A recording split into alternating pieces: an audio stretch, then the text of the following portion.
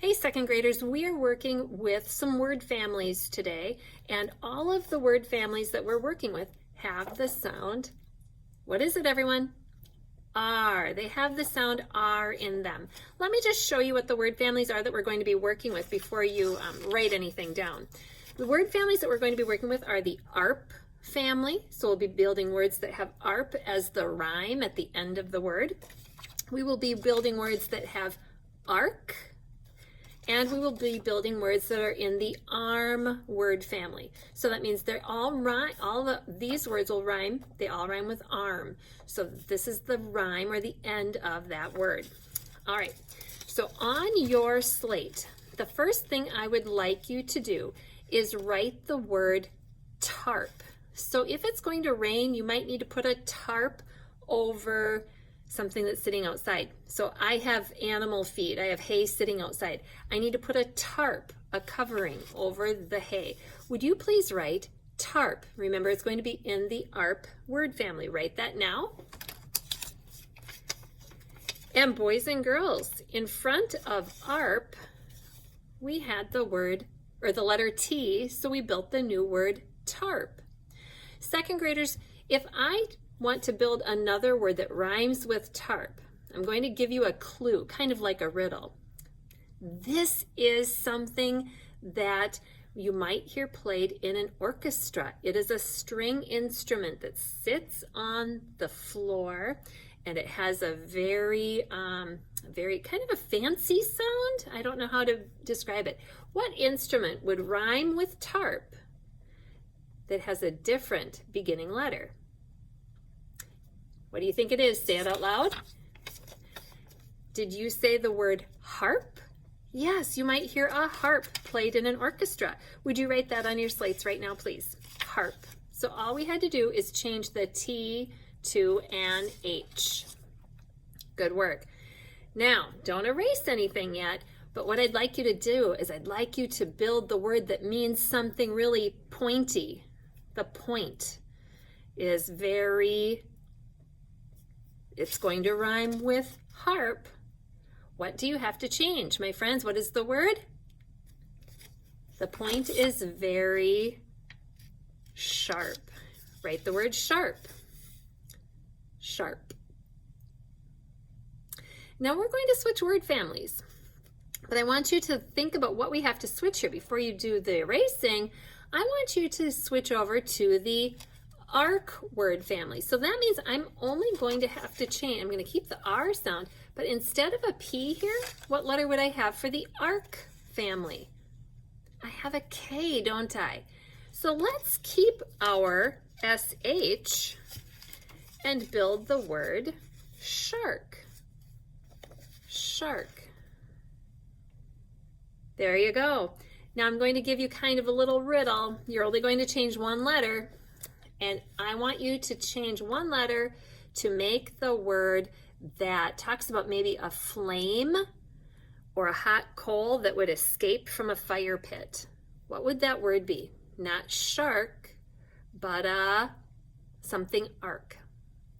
What word rhymes with shark that would be a little flame that escapes?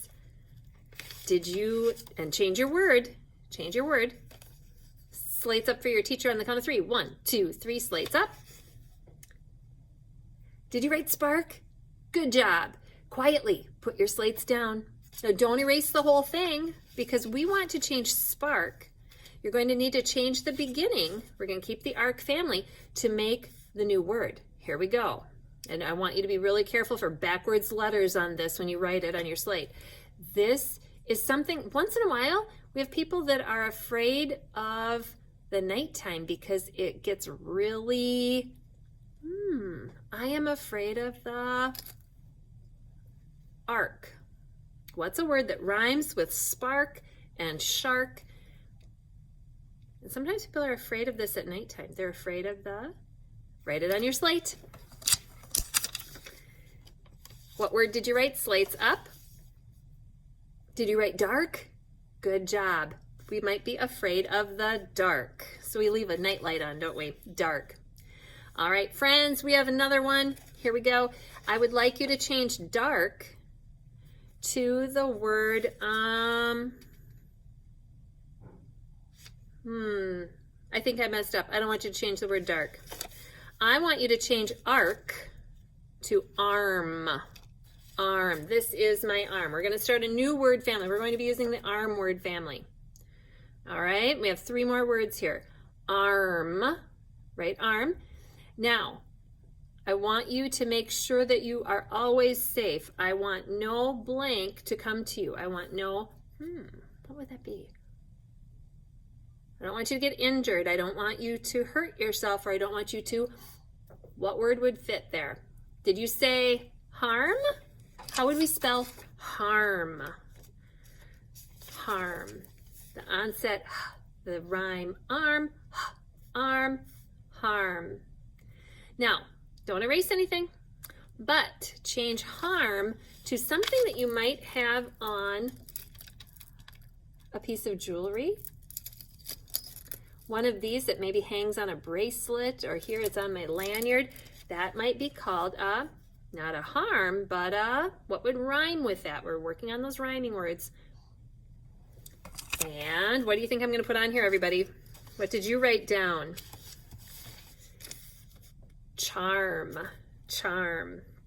Now we're going to make a 2-syllable word. We're going to use arm. It's going to rhyme with charm, so the ending is still arm. This is something that wakes me up every morning. I wake up to the sound of my, did you say alarm? Yeah, alarm. Now I want you to think about that, alarm. Now, I don't think it starts with a U. It's got that sound, but it's not the letter U. What letter would I have? Arm. So I'm going to keep arm, but arm. And did you write A-L-A-R-M? Alarm. Excellent work. Rhyming words can be a lot of fun. Maybe you'll play some rhyming games and things in morning meeting or with your class. Maybe even as you're spending time with your family or outside or on the bus. Think of some rhyming games that you could do. Maybe you say one word and somebody else has to do a rhyme that fits with your word. Or when you're reading books, find books that have a rhyme in them. They're really fun to read, and it's just a great way to pass a little bit of time. And we're learning a lot of new things. Have a great day, everybody.